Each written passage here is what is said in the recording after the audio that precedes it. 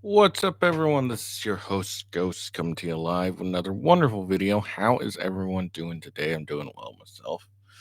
Sorry for the late start. Busy trying to get everyone together. Um,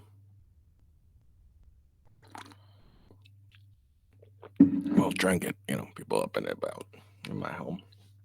Um, how's everyone doing? I'm doing good myself. All right, we got a few things we're gonna talk about. We're gonna check out Biden's SCOTUS reform. Uh, very pure and only political stunt that he's doing because there's no way anything he wants is going to get passed at all because it requires constitutional amendment. So it's a purely political move.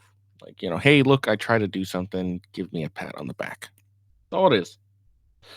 Um, so we'll check that out. And then, of course, I didn't realize how short it was. So I was just going to do some clips, but I found the full interview, and apparently it's only like 26 minutes. So we'll probably check out the full interview Trump did with Laura Ingraham. Um, unless it turns out to be something completely different, that should be fine. And then we're gonna check out the debate between Sneako and Moist Critical. Um, here's the thing, like I listened to the debate, and it just kind of really focused on one thing, really, and centered around that one particular thing. And it's an hour long debate or 2 hour long debate, and they pretty much don't really move further past the initial point. So I figured instead of just listening to it, I just click on the clips that went viral, the two clips that went viral, and kind of pretty much sealed the point, really. Yeah, yeah. Kirk Tuss says Sneako killed him. I agreed. Uh, but I'm not gonna have us listen to the full debate just because they kind of just stayed on one thing, and it's in those clips that you got. Uh, and so it's kind of pointless in my opinion just to watch the actual full debate. Which you're more than welcome. Good, you can if you want to go on Sneako's channel in on Rumble. Which I'll probably I didn't put in my description, but I'll put it in the description for those who want to go watch it. Um, but yeah, it just focused on one thing that kind of ended up being the whole thing. So it's pointless, in my opinion, to watch the 2 hour debate for no reason. So we'll do that, and then we'll check out. Uh, apparently, Moist Critical's breaking down after his debate, so we'll check out that. Um, and then lastly, we'll check out Black Man who's speaking up about how Kamala Harris wrongfully convicted him with a 50-year to life sentence. Speaking when Kamala Harris was DA.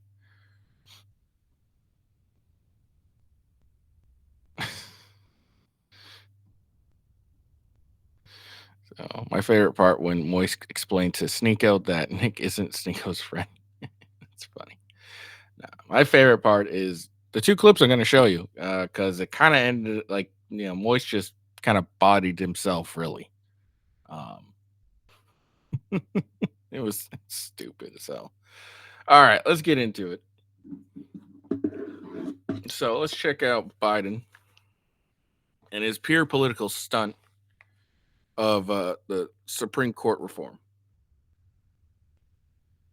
Oh, actually, before I get into it, make sure you follow me on X at official W Ghost. That is the best way to find out when I go live. And you could also watch me live if you choose to do so.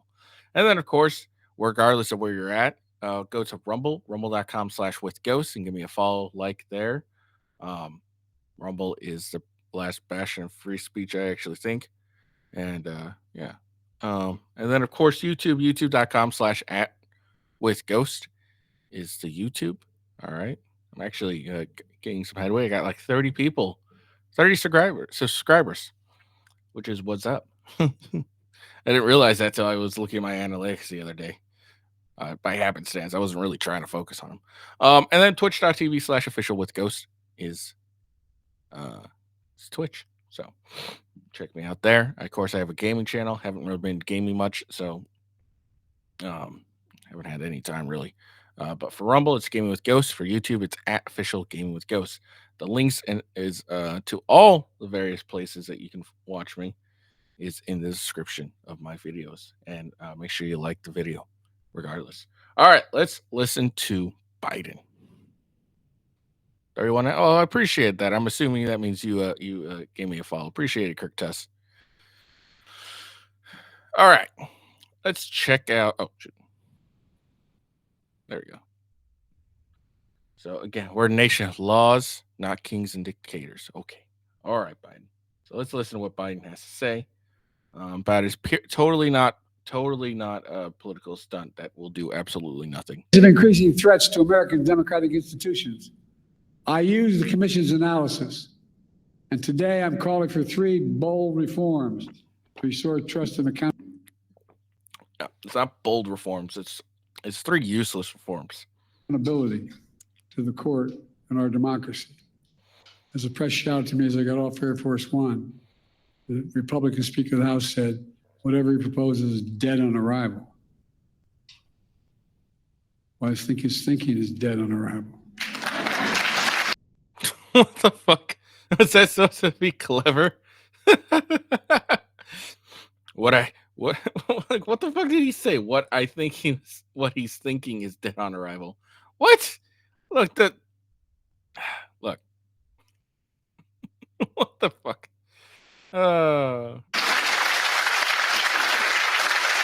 These people are really trying to stroke this guy.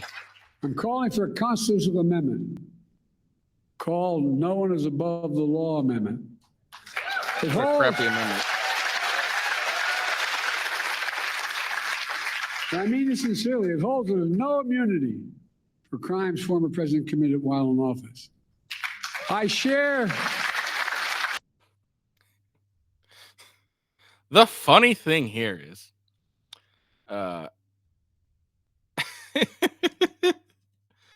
is what Biden is so dumb about. I mean, maybe it's because there's been some speculation he's actually dying, so that's what I've been hearing so far.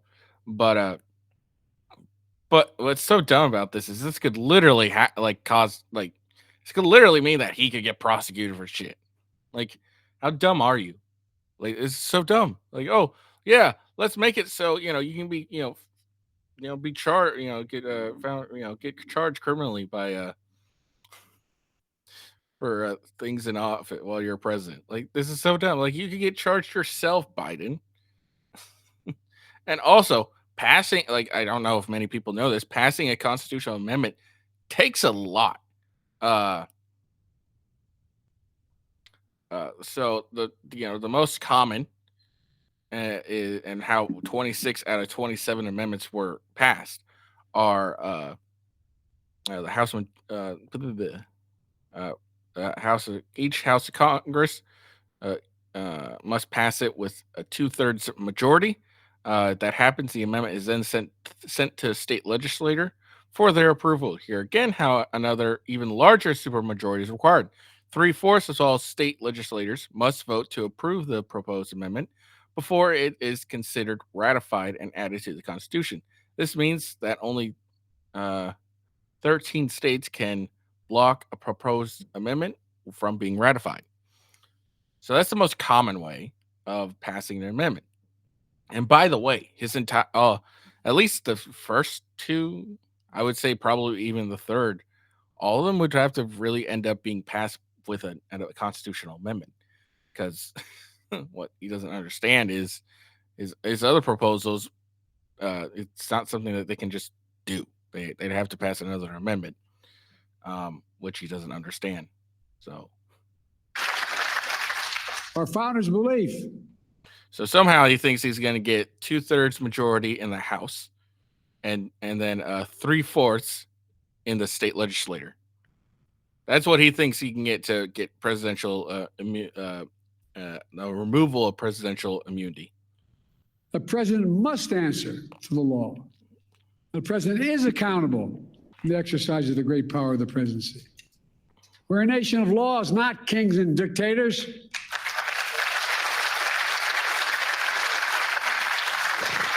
The decision can be boiled down to the title of one case: Trump versus the United States.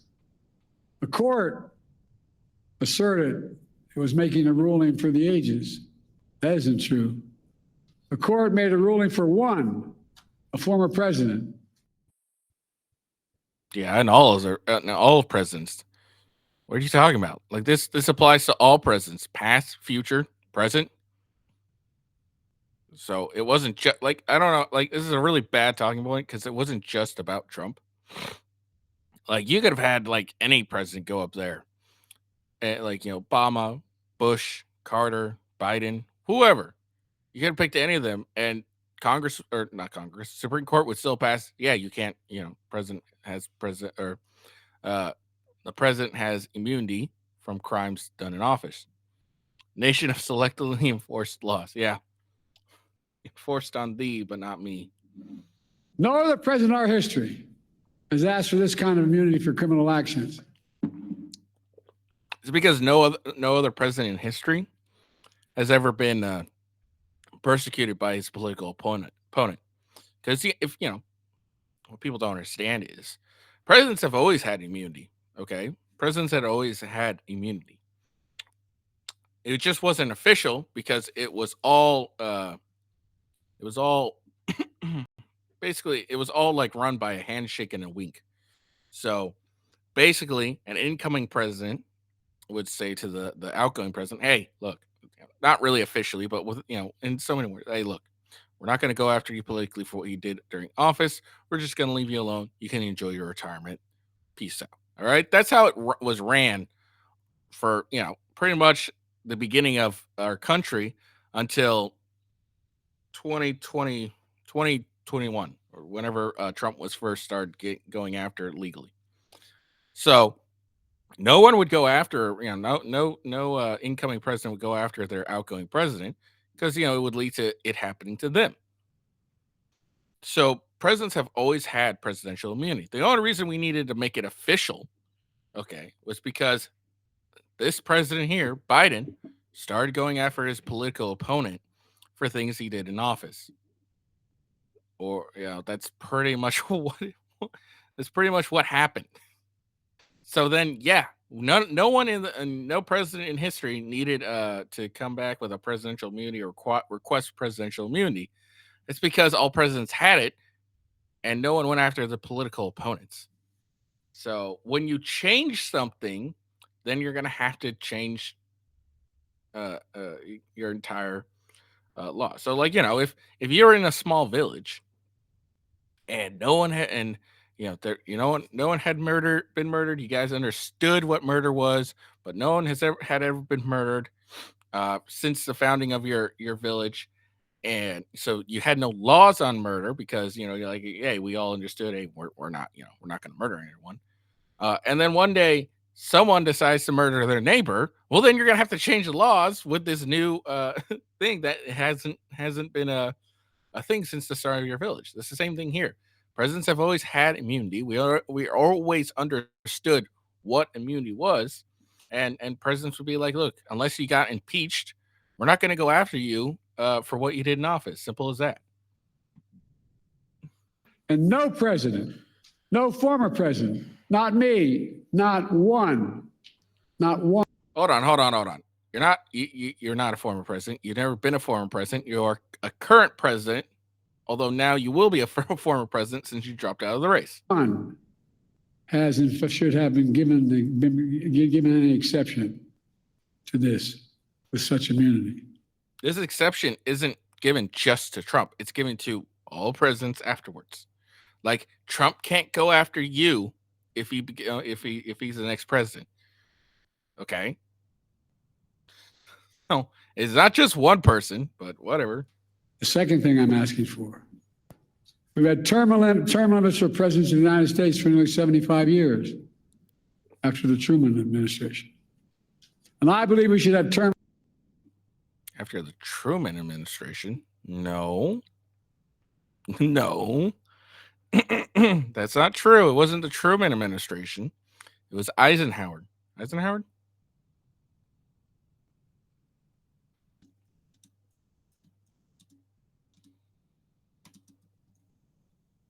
just make sure I was right. How did I say? Oh, FDR. Sorry. Franklin D. Roosevelt. Yes, it was Franklin D. Roosevelt. Okay.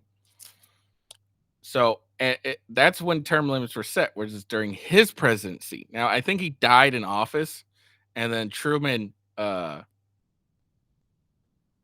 in and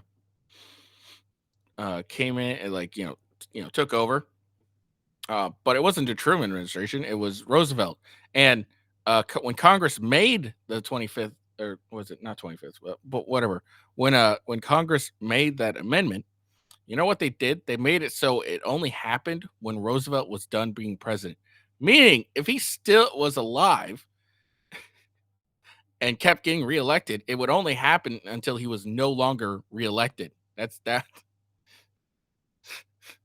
what's going on. But it was Roosevelt's administration. And you know what? It specifically says in the Constitution that Supreme Court justices are appointed for life. Okay. You know what doesn't say in the Constitution? Like there wasn't, a term limit for presidents. There wasn't, how many times a president could be elected. There was none of that. So that was something that could, I think could have easily been, we can put term limits on president. There's nothing in there, but there's something specifically that says that term limits, that there's no term limits on justices. They're appointed for life. So again, you would need another constitutional amendment. So again, that would require 2/3 majority in Congress, and then it would require a 3/4 majority in state legislators. Okay, for that amendment to even pass. So now he's trying to get two amendments passed. That's not going to work. Term limits for Supreme Court justices in the United States as well. And again, if we're going to put term limits on anyone, probably should be Congress. They're the ones that affect us probably far more. Supreme Court, and here's what, couple of cases a year. I don't know how many exactly, but they only hear a certain amount of cases during the year, and they rule on that. Now, Democrats have lost a couple of important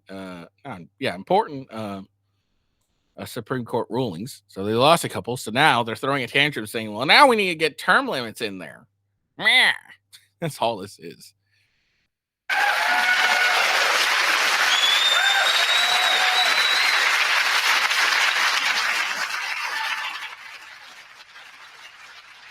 In fact, the United States is the only major constitutional democracy. We're not a constitutional democracy. We're a constitutional republic. There's lifetime seats in their high court. Term limits would help ensure that the court membership changes with some regularity.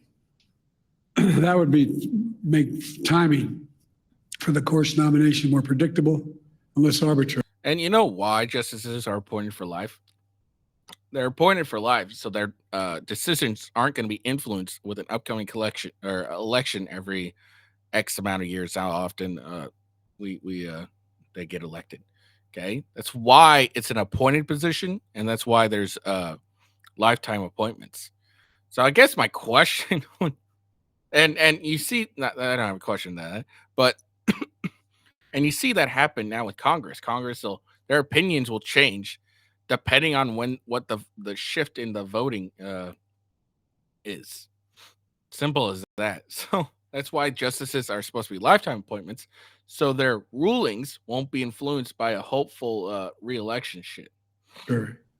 Reduce the chance that any single presidency imposes undue influence in generations to come.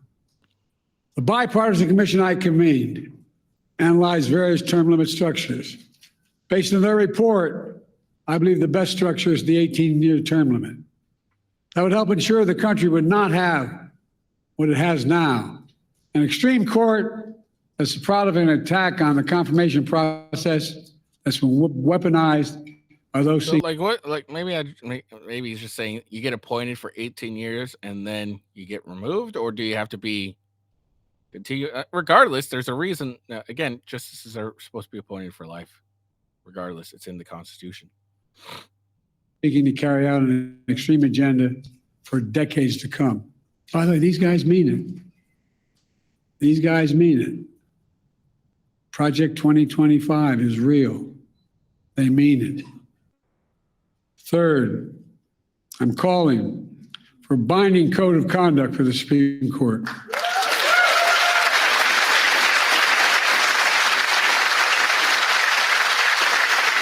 Again, how would you do this? How would you enforce? Like, what's to stop the Supreme Court from like any of the for any of this to be like, nah. Like, you try to do a code of conduct and they're like, nah. Like, you don't have that power over the Supreme Court. They govern themselves. You may not like that, but that's how it works. Again, this is a complete and pure political stunt. None of this is going to happen. I'm pretty sure for all of these, you're going to have to pass a constitutional amendment for all of these. So, again, you're going to have to get 3 amendments and, 2/3 majority in Congress. That's not going to happen. 3/4 of state legislators. That's not going to happen either. So, only 13 states are needed to block a proposed amendment from being ratified.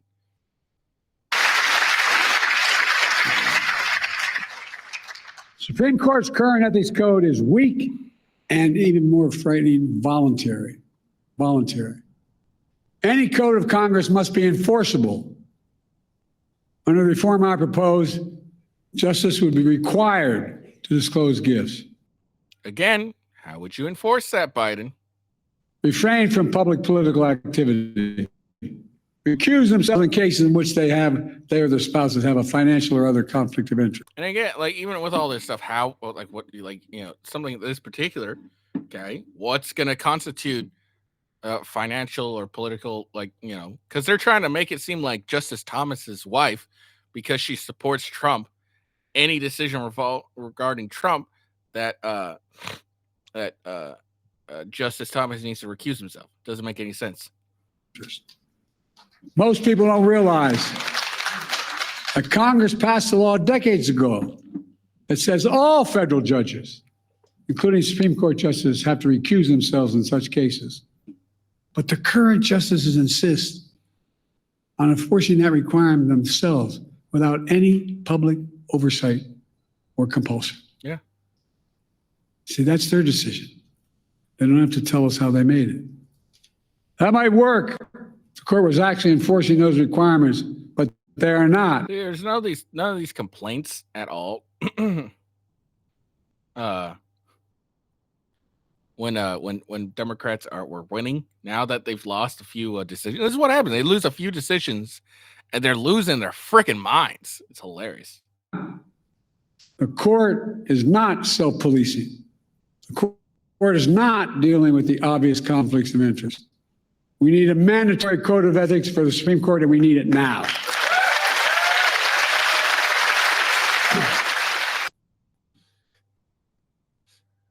Again, it's just a pure political stunt. None of that's actually going to happen. None of that could possibly happen. There's nothing they're going to do. Again, they'll have to pass like 3 different amendments, or or they'll wrap it all in one, and they still won't pass regardless. So it really doesn't matter. And it's just a pure political stunt. Like, hey, people love me.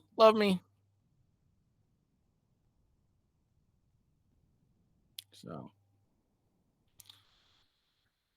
all right, let's check out the interview with Trump and Laura Ingraham. Let's check this out.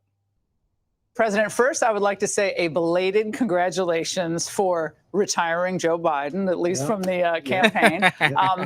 And now the polls are coming out for his replacement after a whirlwind positive press for Kamala Harris. But the Real Clear Politics average shows you up at about 1.75%, 7% over her. But before the debate, Biden was 1.5 points behind. So you've actually slightly grown your lead on the national poll. So how do you keep Republicans positive and not buying into kind of the negative publicity that they're seeing? I think she's a worse candidate than him. She's far more radical left. She is younger. I mean, she's 60 years old. A lot of people, I didn't realize she was 60. I thought she was a little younger, but she's 60.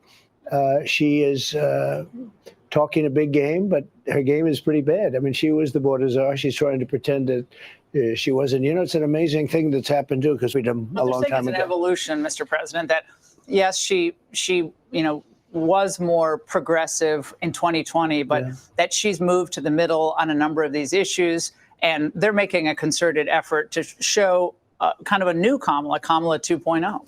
In politics, when you start off saying something, that's where you are. And she was for defund the police. She was for open borders. She was for having anybody come in. Now I notice that they're actually saying they want to have immunity for everybody that came into the country, and they want to have citizenship.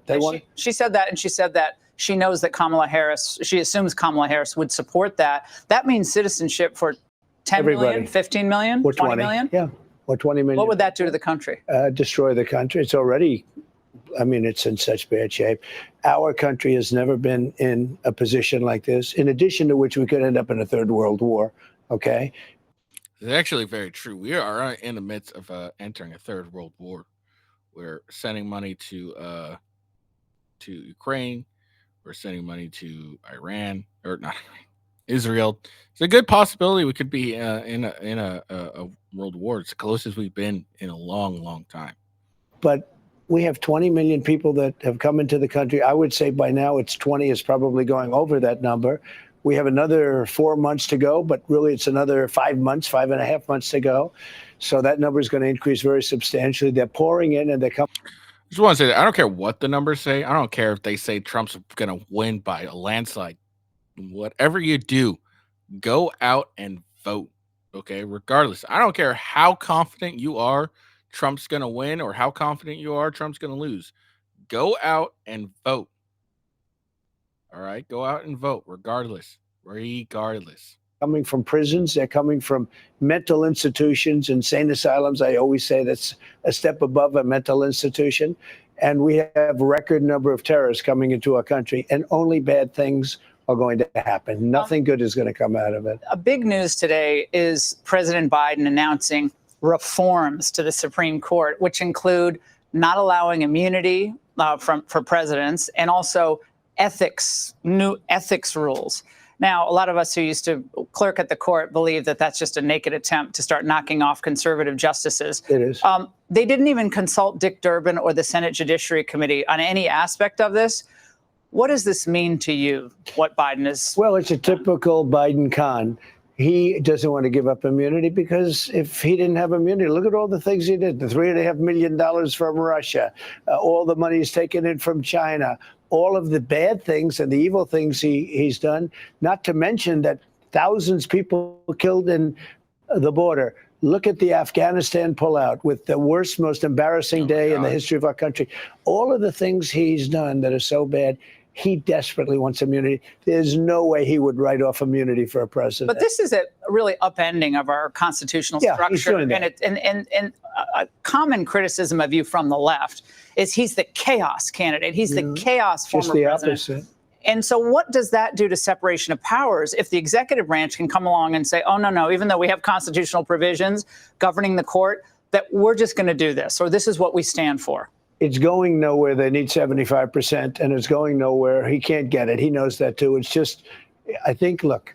Is it a bone They to the left, staged a hard coup left? against the president of the United States. They went in and they told him, you're leaving. You're way down in the polls, 17 points, I think. You know, it's like you're in a fight with somebody and you're really winning, and they take him out and they put somebody else in. Nobody ever heard of this before. This is a coup. They took him. They said, even though you got 14 million votes, you're out. And he said, I'm not going out. But you're saying that's what they're kind of doing with the court as well? No, what they're doing is they're keeping, they took him out. He was losing badly. They took him out. He wants something to say. He's sitting there with nothing to do, nobody to talk to. They threw him out. This was a coup, the first one, of the president of the United States. But Harris endorsed this Supreme They said Court you're leaving. proposal. She endorsed this Supreme Court she did. proposal. She's a Every radical 2 left. years, this is going to change justice. Well, they're also, the one thing you didn't say, they want to pack the court. What they really want to do more than any of it is pack the court. They want to put in, so I've heard as many as 27. They've gotten up to 27. That's not in this proposal, but this is a response to their losing on a number of high-profile cases. I mean, not every She doesn't like that Trump rambles.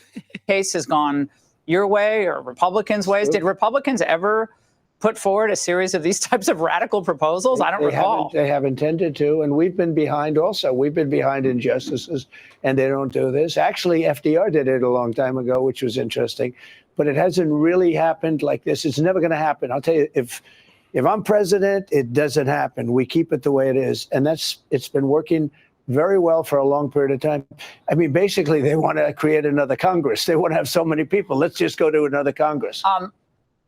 I haven't seen you since the assassination attempt on your life. How are you feeling? How are you doing? I feel good. New information keeps coming out about how this could have occurred, including text messages among some of the local law enforcement, the SWAT teams that were in place. And most recently, we found out that a local SWAT team member actually spotted Crooks 90 minutes before that first shot went off. And they kept tracking him. They even saw him at one point, maybe 45 minutes before, with half hour before the shot was fired, with the rangefinder pointing it toward the roof. What's your reaction to this? Look, I can tell you this. Once the bullets started coming at me, and I got very lucky, I have to. It is extremely lucky that Trump didn't die that day. It's extremely lucky. Like, literally, had he not been making fun of Biden at the time, Trump would be dead. Trump would be dead. Attributed to God, because if I didn't turn to the right, and there was no reason to turn to the right except I dropped a big sign on what a great job I'm doing on immigration, right? So the sign's coming down, and I go like this, and it went phew. If I didn't, I wouldn't be talking to you. You shouldn't have been on that stage. You shouldn't have been allowed to get on that stage. But I just want to say. I mean, I can understand what she means by you shouldn't have been on that stage. She's saying, like, there was so much going on that this guy, like, he shouldn't have been put on that stage because it seemed like they all, like, all the Secret Service and officers knew that there was something wrong and all that shit. So you shouldn't have been on that stage. I understand what she's saying. I don't think you should have been on that stage. I just think that sniper shouldn't have taken so long to put a bullet through the dude. One thing about Secret Service, they were very brave because they were coming, bullets were flying over me because I went down, bullets were flying, and they were on top of me. I had a lot of people on top of me, a lot of very big, strong people on top of me. And a few women who were, like, cowering when bullets started flying, too. I want to tell you. And they were very brave. I have to say that. Okay, with that being said, should have been somebody on the roof. There should have been communication with the local police, which there wasn't. So that's a bad thing. And they were seeing this guy who was a very disturbed person, and they were seeing him around. I mean, it's like, how about the people, the Trump fans, the Trumpsters, the woman in the red shirt that was screaming, he's got a gun, that guy's got a gun. But this information, Mr. President, demonstrates via text messages in real time that they spotted this individual. The local SWAT team member spotted him. They lost track of him. They saw him again. But then we find out there was no pre-planning done between the Secret Service and the local SWAT teams, which is common, which is customary, in addition to the drone flying ahead. Actually, worse, there was no communication. So they didn't speak to each other. They actually didn't speak. That just came out. Look, it's a terrible thing. Should have been somebody up there. Now, the Secret Service shooter, the Secret Service sniper, it was amazing what he did with one bullet. He took him out, and that was an amazing shot he made. I heard it was like an incredible shot, much further away. It would have been good if it was 9 seconds sooner. We lost one great person and two people were very badly hurt, and now they're doing okay, and we're in communication with them. They're doing pretty good. They're doing very good. I thought they were going to die. I thought both of them were going to die also. But you agreed to an interview with the FBI as it's called a victim's interview in a situation. They're coming in on Thursday to see me, and I thought I would. I'm so disappointed. If you took a poll of the FBI, I bet I get 95%, but not at the top level, not at the people. Why do people not trust the upper echelon of the FBI at this point? They've had a bad period of time. I mean, they raided Mar-a-Lago. That's not so good. And I guess we bring a suit. We won that whole case, and we won it the right way. We won it because we won it. We won it in court. It was a big thing. Hardly got any publicity. All they did is talk about the documents. I was allowed the Presidential Records Act, but we won the case, and the press hardly reports it. Now, with Biden, he really was convicted of that case. He was let go of that case. And by the way, you're talking about many more, and he didn't have Presidential Records Act. Just one thing, Laura. They said he was incompetent and therefore he can't stand trial, and yet he would have been allowed to be president. Think of that. So he sort of semi-won it. Of course, you don't want to have that kind of a victory. You win because you're incompetent. But he actually was guilty. What was Melania's reaction, if you don't mind my asking? I know this is very personal, when she learned about what happened on that field in Butler? She was watching. Oh, she was watching in real time? She was watching live. It was all over the place. It was on television. It's on your network, but it was all over the place. And she was watching. I asked her that. I mean, I wasn't there. I was on the ground. And when the world started to, like, you could talk to people, I said, so what was your feeling? And she was, she can't really even talk about it. Traumatized. Which is okay, because that means she likes me. That's funny. I like that. Oh, it's okay she feels this way because it means that she likes me. I mean, facts. I'd be very highly suspicious if my wife wasn't upset at all and was, could easily talk about me nearly getting killed. Like, that was funny. That was funny. She loves me. That's good. I mean, let's say she could talk about it freely. That wouldn't be. I'm not so sure which is better. But she either likes or loves me, and that's nice. But I will say this: look, she was, when I went down, she thought the worst had happened because I went down, and I grabbed and I saw it was, my hand was loaded up with blood. You see it in. Oh, FYI, the FBI has confirmed that Trump was hit by a bullet. They have confirmed that, by the way. Slow motion, instant replay. We had hundreds of press there. So this was covered live. They would have had instant replay and everything else, which they already do in this. But supposing the worst happened, one man, Corey, was killed, hit horribly, amazing man, horribly in the head. And, to guard, he was guarding his family. That's why how important it is to get to the bottom of why this was allowed to occur. He died. No, he died. You almost died. He died instantly. Instantly. He was dead immediately. Here's more of my interview with former President Trump. They're also attacking you for other ridiculous reasons. They're saying that you said to a crowd of Christians that they won't have to vote in the future. Yeah. Let me say what did I mean by that? I had a tremendous crowd speaking to Christians. This was a crowd that liked me a lot. I think I'm at 97% or something. And they're treated very badly by this administration, okay? Catholics are treated unbelievably. They're like persecuted. And if I might say, before I go into the other, Jewish people, if you're Jewish and you vote for Biden or the Democrats or Kamala or whoever's going to run, I guess it's going to be her.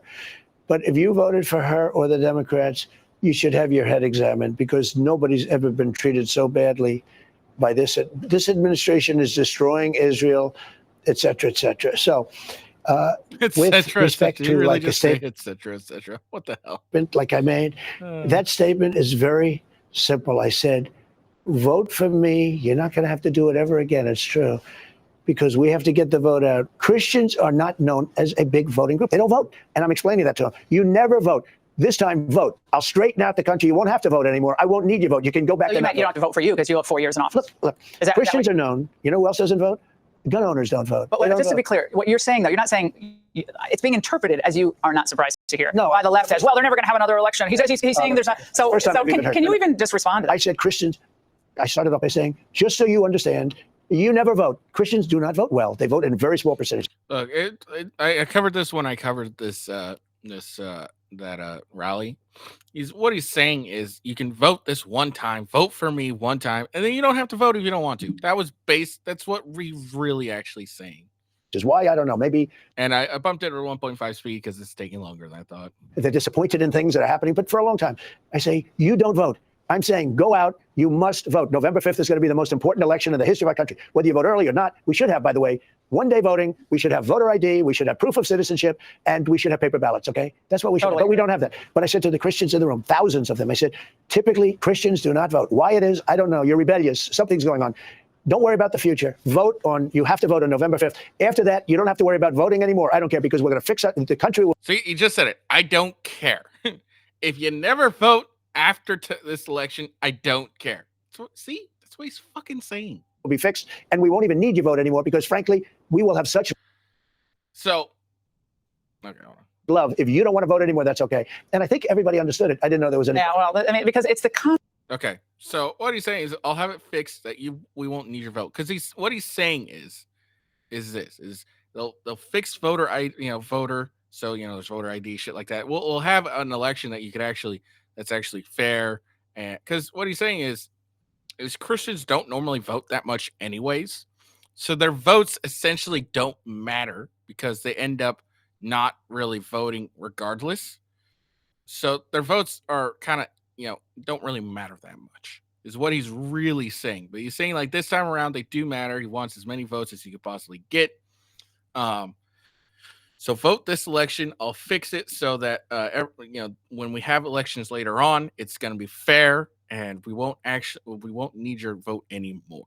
That's what he's really saying. He's saying is, like, you don't normally vote, so we don't necessarily need your votes anyways. Vote this time though, and you won't have to vote again because I'll have it fixed, as in I'll have it so it's fair, and the people that are supposed to be able to vote, and only them who are supposed to be able to vote, can vote, and we won't have to have this concerned about fair elections. That's what he's saying.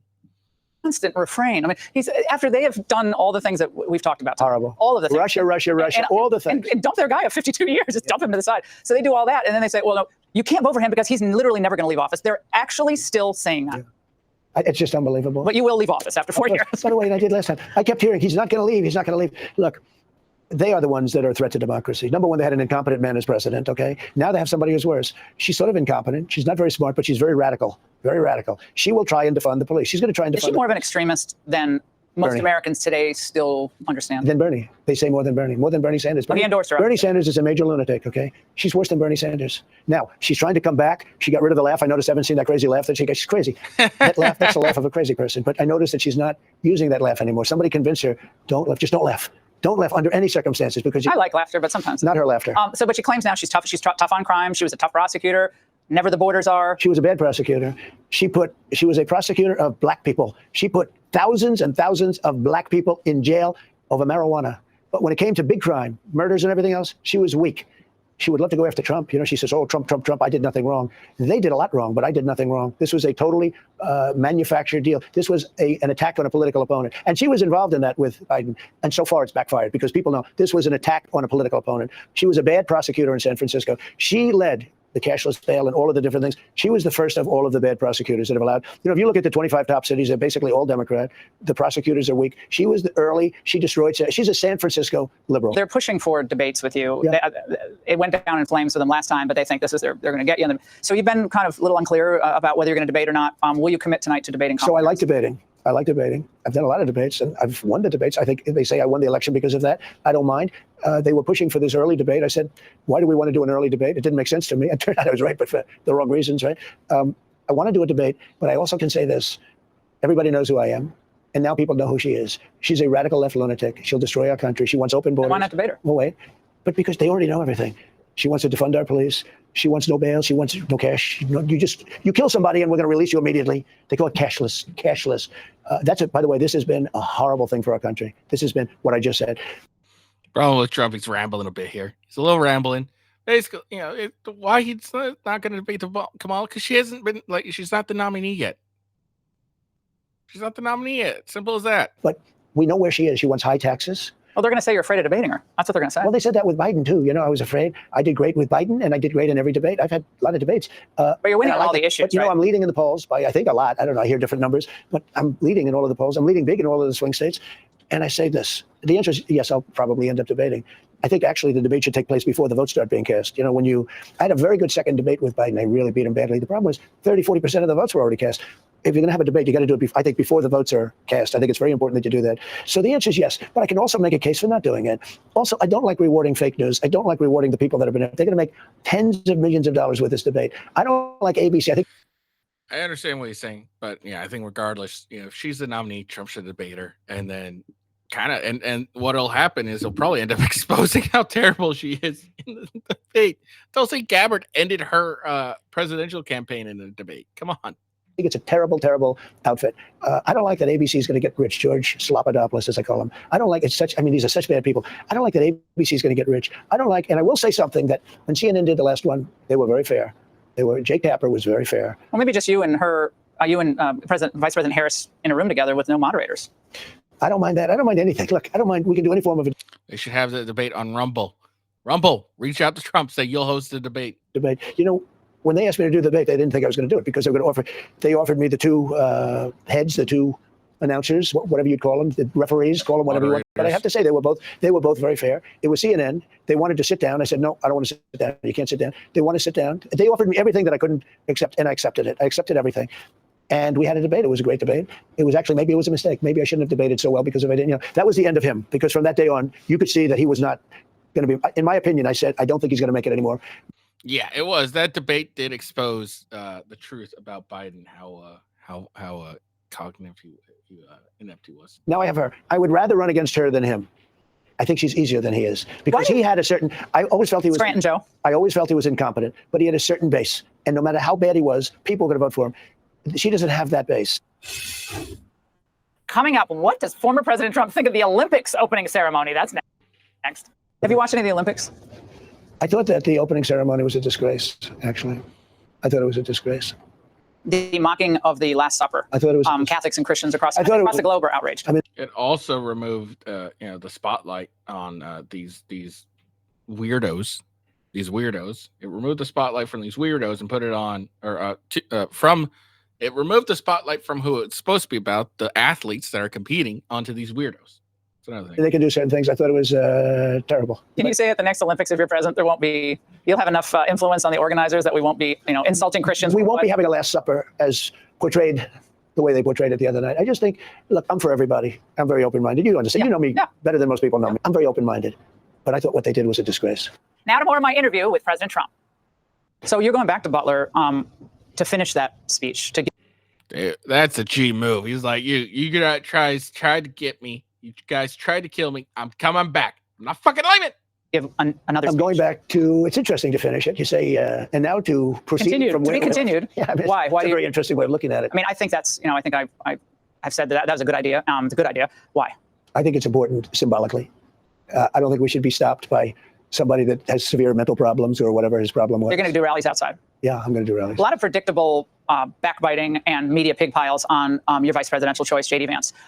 They're stereotyping him as some, out of control, knee-jerk, conservative, et cetera, et cetera. But some of it's coming from Republicans who I think want to go back to the days of open borders and perpetual war. How do you expect to use him in this campaign? And what can you say to our viewers tonight to reassure them that this was an excellent pick? Well, first of all, he's got tremendous support, and he really does among a certain group of people that like families. I mean, he made a statement having to do with families. That doesn't mean that people that aren't a member of a big and beautiful family with 400 children around and everything else, it doesn't mean that a person he's not against anything, but he loves family. It's very important to him. He grew up in a very interesting family situation, and he feels family is good. And I don't think there's anything wrong in saying that. Now, they took that as an indication that people that don't have families, look, I could see. It's an easy opening, right? It's so crazy. Easy. But I know so many people, they never met the right person, male or female, they just never met the right person. They're unbelievable. They're every bit as good as anybody else that has the most beautiful. So what do you say to women out there watching? He's addressed it, but what do you say to women out there watching? I think they understand it. No, I think they understand it. The Democrats are good at spinning things differently from what they were. All he said is he does like, for him, he likes family. I think a lot of people like family, and sometimes it doesn't work out. And you know why? You don't meet the right person, or you don't meet any person, but you're just as good. In many cases, a lot better than a person that's in a family situation. But they took it and they spun it differently. When you listen to his words, you helped me very much when you analyzed the what was said in Charlottesville. And what I said was perfect. But they stopped it after the first sentence. Classic. They didn't put the second sentence and the third sentence. And you were actually very helpful in that. You were the first one that picked that up. And once that happened, all of a sudden, and now every time you see Joe Biden with that phony story that he ran for president because of Charlottesville, it's just. Did he drop out because of Charlottesville too?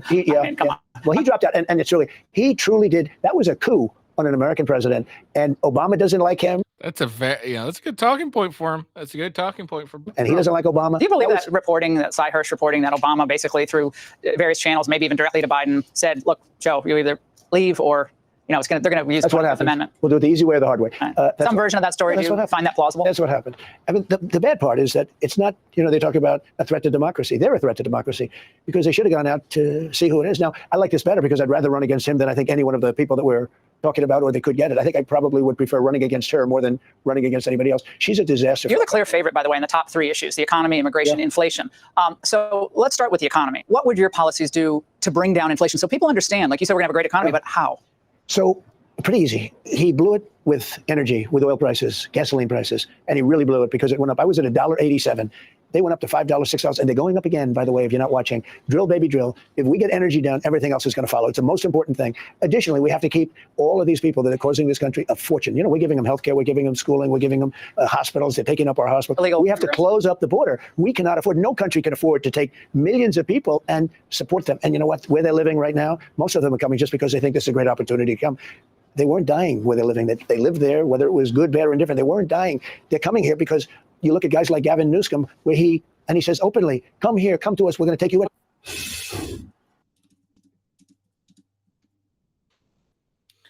All right, that's the end of it. It was a pretty good interview. I think he rambled a lot more. That's not big. There's no issues with that. But he rambled a lot. So, obviously it's going to be used against him. And people are saying, oh, he's incompetent. He got some mental decline, blah, blah, blah. I think he's fine. I do look forward to the debate between him and Kamala. I think that's going to be great. And he might end up knocking out two separate presidential candidates in the Democratic Party. But we'll see. All right, let's get to it. So, like I said, Sneako and Moist Critical had a debate, basically centered around consent, age of consent, shit like that. Although I don't agree with Sneako's stance, I understand what he's getting at. I understand that. And I don't agree with it, but he did have at least, it seemed a more well thought out stance than Moist Critical did on his particular one. So let's just listen. So I have it all in order. I got a couple of clips. It's all in order. So this is what was first said during the debate. I'm talking about your personal beliefs. Do you think someone in their 20s should be able to marry a 15 or 16-year-old? To someone in their 20s should be, I mean, I personally wouldn't do it. I don't know many people who would do it. The maturity for people and the teenagers in the West is getting much worse, but there are. We're talking globally. Let's just talk globally. Like, do you think it is okay for, I'm not talking about just you specifically anymore, anyone. Do you think it's okay for anyone in their 20s, an adult, to marry a 15 or 16-year-old? A 21-year-old, if there was a marriage where the father consented and the daughter consented, and it was both good on both families and they wanted to do it, why am I going to get involved? Why should we get the government involved? Well, why would I tell them if everybody's consenting, if everybody's okay with it, if the parents are okay with it, if nobody's being harmed, if it's going to be okay, if they're both abiding by the rules and they're not hurting each other, why not? But they're still, like, they're at best a sophomore in high school. They can't consent to something like that. Like, do you? Okay. So again, it was basically he wasn't really advocating for old 21-year-olds to date, to marry 15-year. What he was talking about was he was getting the topic really just circled around consent and age. Sneako's talking about, hey, when you reach maturity, you're no longer a child, so you should be able to, if you want to, get married and all this stuff, blah blah fucking blah. It's basically what it was. So, and what he talked about was, what he was actually seeming to be thinking is like, if two 16-year-olds wanted to get married and the families consented, everyone consented, then there's nothing wrong with that, and that should be fine. And what he says there, he's like, if a 21-year-old wants to marry a 15-year-old and everyone consents, meaning she consented, her family's consented, and then the 21-year-old he consented, his family consented, blah, blah, then what's the big problem? Again, I don't agree with his stance, but I understand what he's getting at. And he's also getting at the fact that it's not a simple, like, just go and bang someone. It's more like in the prospects of a marriage. So, if you're going to get married, stop with the hookup culture. Everyone is just supposed to get married before they have sex, etc. So that's in his, like, in this worldview he has, it would be in a world where everyone was everyone wasn't interested in just doing a bunch of hookup stuff. They were all just going in with the thought of marriage and things of that nature. So again, I don't agree with it, but I understand his point of view. Is everyone consents? Okay, everyone's consenting. The family, the individual, like he's not advocating for a 20-year-old to go grab a 15-year-old. We're married and walk away with our caveman style. He's saying, like, 21-year-old approaches the father. The father looks into the 21-year-old and gets a sense of him, and decide, and then says, all right, I consent. And then we go to the daughter. She, talks to him, gets a sense of him. She agrees. She consents. The 21-year-old obviously consents, and then his family consents. So it's just a thing between families that, end up becoming a union of the family. I understand what he means. So, he's saying, like, if they're two consenting, if they both consent to it, the families consent to it, why the hell should I get in the middle of it? Okay. Now, again, Sneako's idea is that, like, he doesn't think this will happen very often, and what he actually is thinking is mostly, two 15-year-olds are gonna would be getting married more often than not, or people at the relatively the same age would get married more often than not. That was his general idea. So now let's re-listen to what Sneako said about this whole thing here, because it's kind of important. A 15 or 16-year-old. A 21-year-old, if there was a marriage where the father consented and the daughter consented, and it was. And again, listen, the key thing there is marriage. Okay. And now, very interesting. Listen to this whole consent part here again. Both good on both families, and they wanted to do it. Why am I going to get involved? Why should we get the government involved? Well, why would I tell them if everybody's consenting, if everybody's okay with it, if the parents are okay with it, if nobody's being harmed, if it's going to be okay, if they're both abiding by the rules and they're not hurting each other, why not? So there we go. So if everyone's consenting, everyone agrees, why not? So this becomes important because here's why that's important. Whether you agree with, Sneako's stance or not, doesn't matter. Here's why that's important. Hilarious. Do you believe that somebody can go through hormone therapy? Can they change their gender if they're a child? I think that's totally fine as long as everyone is. You see that smile? Sneako's like, dude, I got you. Because Moist Critical, prior to this question, was making a big deal about this whole,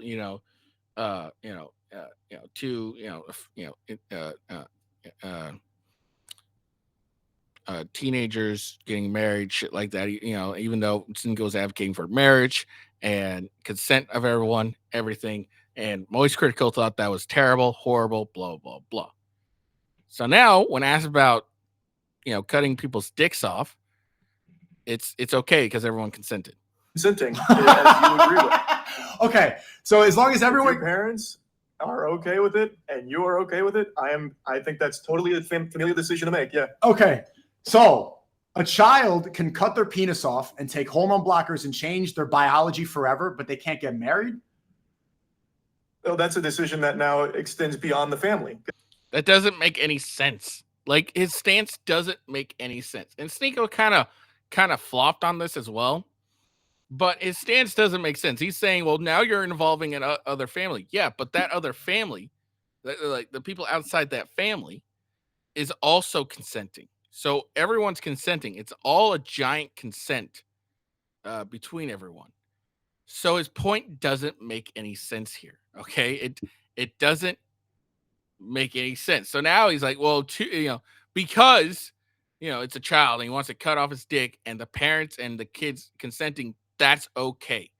But if the parents and the kid are also consenting with another parent and kid who are consenting, that's not okay. You see the flaw in his logic here? It's very flawed. Because now you're bringing in a different party. So if you have someone that's your age coming in saying, I want to marry that child, I don't think that can happen under any circumstance. So, no. But it's still a personal decision. You're still deciding. Because there's take the other party out of the equation. It's a personal decision. If I'm 16 and I personally want to marry this girl, she's beautiful. She's 21 years old. Her family wants to do it. My family wants to do it. You're saying I can't do that. We're both consenting. I'm ready to go. I'm physically mature, but I'm not allowed to marry because Moy says that woman's a pedophile. But if then the next day I leave it, I'm depressed, I want to cut my penis off, I can go right into the clinic, snip it off, and start taking HRT like Chris Tyson. That's a society that makes sense to you? Like, again, think of the logic. Again, you don't have to agree with Sneako on this. At least Sneako, during his debate, his logic made sense. He had like Moist Critical says, oh, well, there's a number. It has to be a number. He was, very firm on 18, and then he kind of waffled on it. He's like, well, if it's a 17-year-old and a 19-year-old, that's not too bad. Or it's also bad. He's not he's bad, but not really, all this shit. But then, and so it was very arbitrary of his thinking. He was like, oh, it's definitely 18, but then maybe sometimes a 17 and 19-year-old, it's okay. But Sneako was like, look, once you hit maturity, once you hit basically puberty, you should be considered an adult. When it comes to marriage and shit like that, I guess maturity. Once you've reached maturity, you should be able to get married with someone else type of shit. That was his line.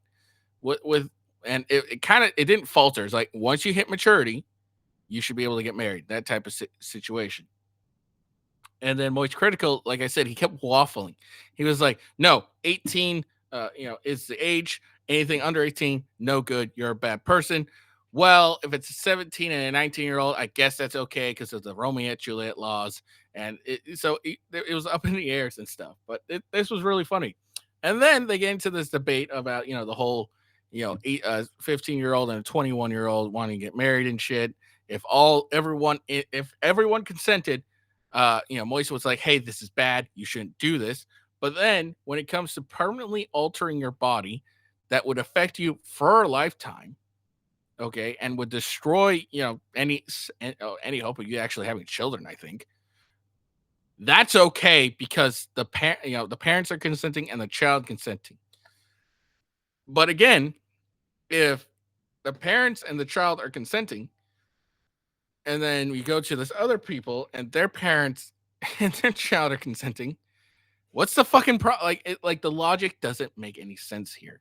And Moise is like, well, you're involving other people at that point. Well, if you're cutting off your dick and shit, that involves, that was Sneako's point was, if you're cutting off your dick and shit, you're involving other people in that aspect too. So this logic of Moist Critical doesn't make any sense. And this is where he actually ended. And this happened very on in the debate. And this is kind of where he ended up losing the debate because he has inconsistent logic here. Okay, it doesn't make sense. Okay, if you think it's okay for if you think a teenager, kid, whatever, can cut off their dick as long as everyone consents, then why shouldn't you be okay with a teenager, a kid, or whatever getting married if everyone consents to it? You see the flaw in that logic? That's why Moist Critical ended up losing this debate this year in particular. It is. I believe everyone has complete. Yep. I believe everyone has the right to do with their body what they want to do. Oh. So that's what. Again, the logic doesn't make. Again, I don't agree with Sneako. I think I think it's weird. I think it's weird, but he has at least a steady stance on where he's at. Because in his mind, he's thinking what's generally going to happen is 2 15-year-olds are going to get together and they're going to get married. And an outlier will be a 21-year-old will marry a 15-year-old once in a while. That's Sneako's thinking. So I understand where he's coming from. I get what he means and all that.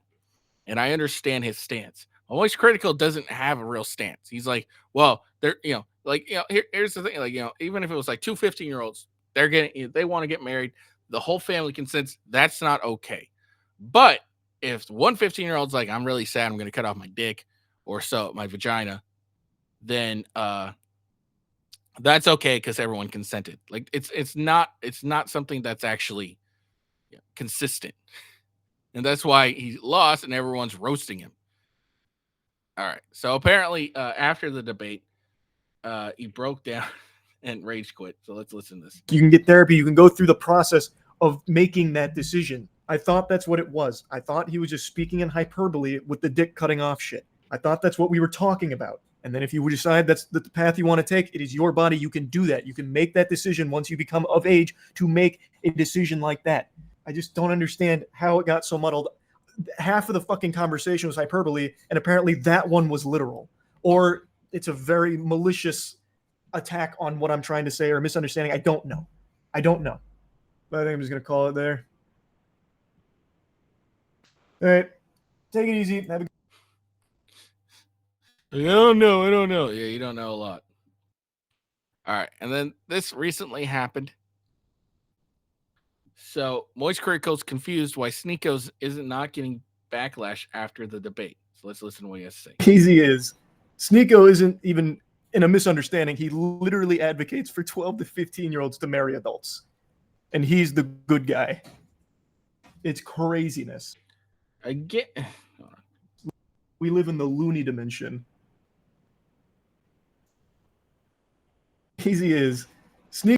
So again, I think it's a gross mischaracterization. And also he hasn't uploaded debate, which also is hurting him. So another thing that's hurting him, he's Moist Critical is yet to actually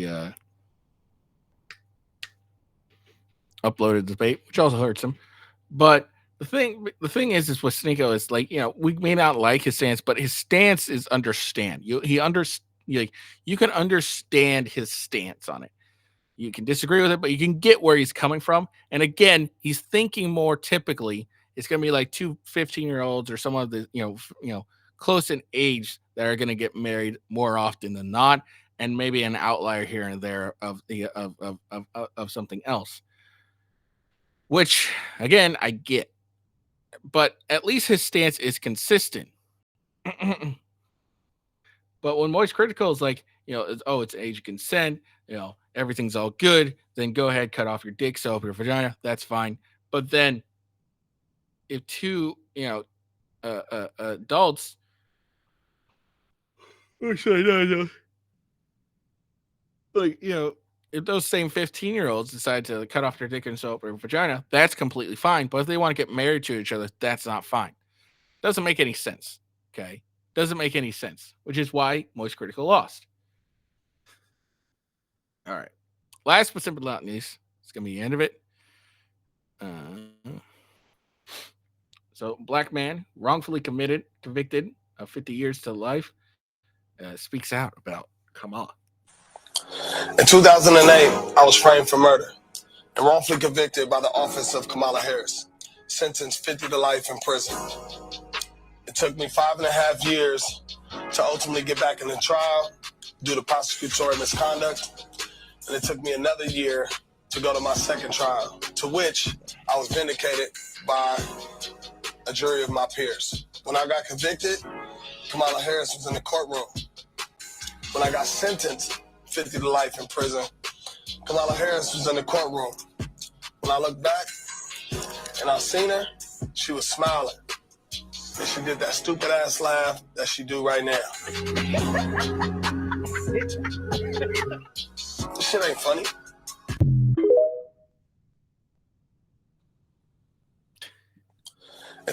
So there you go. That's the end of it.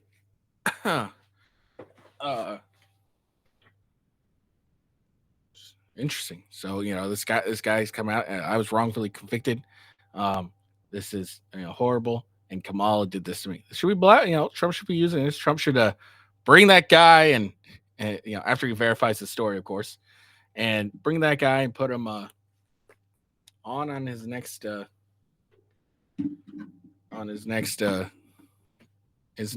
rally or whatever. So So what do you guys think? We talk about things. What do you think of SCOTUS reform? Do you think we need that? You think it's actually possible? Or do you think, like me, it's a complete and utter political stunt that actually doesn't mean shit? Okay? Is that what you think? That's what I think. What do you think of Trump's interview? Do you think he did all right? I think he rambled a lot, but, he did fine regardless. But what do you think? And the Sneako versus the most critical debate. What do you think? You think he did a good job? I think most critical failed. Obviously failed.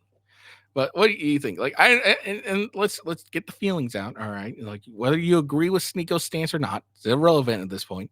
What do you think he did in the actual debate? Okay.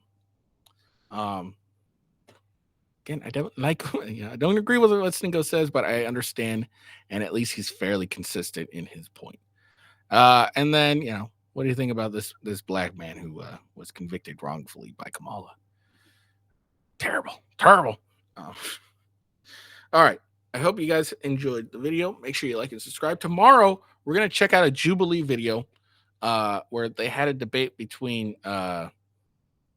Democrats and Republicans over Trump. And it got, I guess, heated, maybe. Got a little heated. So we're going to watch that unless something happens that overshadows that.